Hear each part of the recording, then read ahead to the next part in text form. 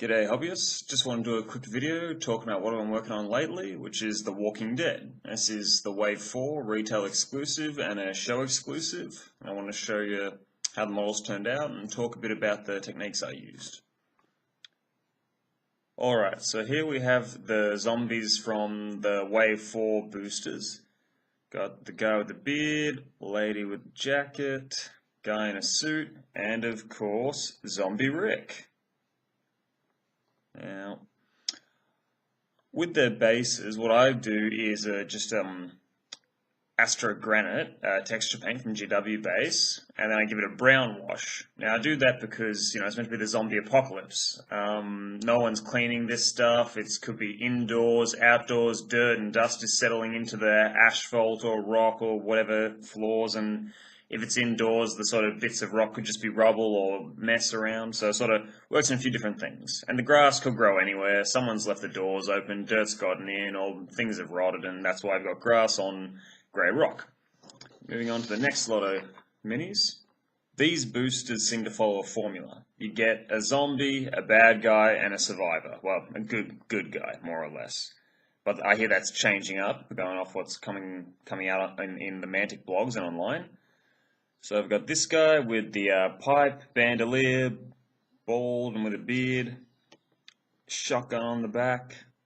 I decided to do the shotgun shells on his bandolier red and brass because that's the ones I've sort of seen people use, and so that I know they come in different colours and stuff, and I could have just done them all brass. So I thought the red added a bit more colour, made it look a bit nicer.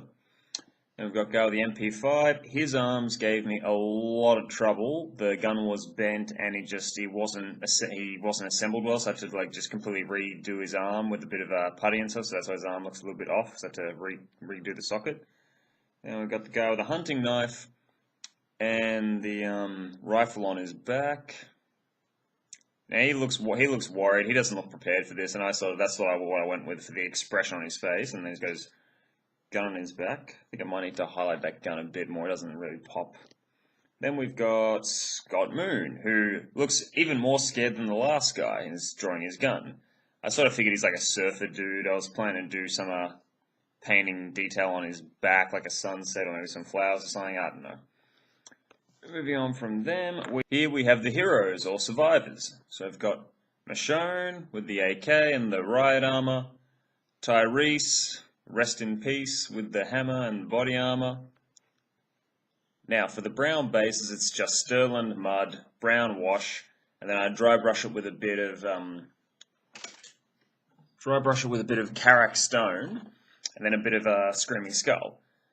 So for the grey base, it's Astro Granite, brown wash, dry brush with Dawnstone, dry brush with Screaming Skull. That's Lily.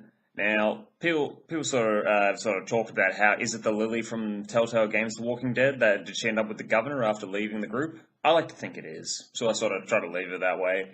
Even though I gave her black hair instead of brown hair, and she doesn't have that, leather jacket she was wearing, but, she could have black hair, whatever. Things change. So do jackets. Then, of course, we have Prison Advisor Dale with the peg leg. Now, he came out pretty good.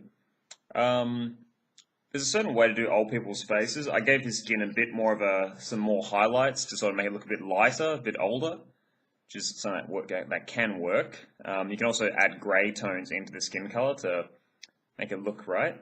Also, he's sort of angry, mouth wide open, so I've painted teeth and tongue and all that. And otherwise, he's quite a restrained color palette: khaki, brown, white, the flesh and all that.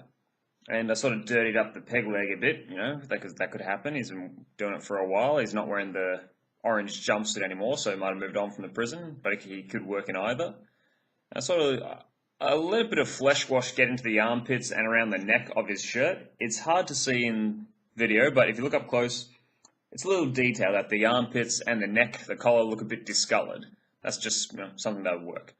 Also, for his belt buckle, I decided to go with the brass belt buckle because with the grey base and grey beard, he already had a lot of that sort of tone. So I decided to mix it up with the brass rather than a silver. And I guess brass just seems like an older style of buckle, so it suits the character. Something I'm excited about is if they do another Rick. I was thinking about this Dale model. It's Prison Advisor Dale. I mean, you could have called him Cripple Dale, and so I have a bit of a brainwave. If they do Rick from where the comics are at now with the cane and the missing hand, they should call him Cripple Rick. Anyhow, also with the bases, it's just grass and a bit of a spongy foliage, because they could be some of these guys on the brown turf. The brown bases. They're going through forests and stuff, so there might be some bushes or shrubberies, things like that. And for the zombies, often they get a bit of bloody prints on the base, because that just works. Side of this zombie's face, the blood effects are very forgiving. That was just the base flesh tone, bit of a screaming skull, and then I muddied it all up with blood, and it looks like nice exposed side of his face. There we go, that came out nicely. There we go. Anyhow, yeah, so I hope any of that was useful. I didn't talk about the glass. For Tyrese's faceplate, that's just Cantor blue, bit of Lothern blue, then some Fenrisian grey, little bit of white, and then I go over it with a gloss varnish when I'm done. And the result, it's a bit light to show up on the video here, but it turns out pretty good, I reckon. And you don't have to do it too smooth or too clean, because these things could have been battered a bit in the zombie apocalypse and the fighting at the prison, so that's the way I like it. And put a little blood on the end of his hammer, because otherwise he didn't have a lot of colour, so that's what it worked out. Also, the prison jumpsuits. I paint those blue to add more colour, because otherwise it's just overpowering black. Especially for a guy with black hair and dark skin, there wouldn't be much variation in colour. And that's also what's great about Michonne's headband, and the sort of the leather natural colours of the wood on the AK and the belt breaks up that all black and dark colours. Also makes it, but it does make the eyes stand out pretty well if you can see them. You might just see the whites of her eyes, they stand out a bit. I like that. Anyhow, I hope you enjoyed the video, and I guess I'll try and upload more soon.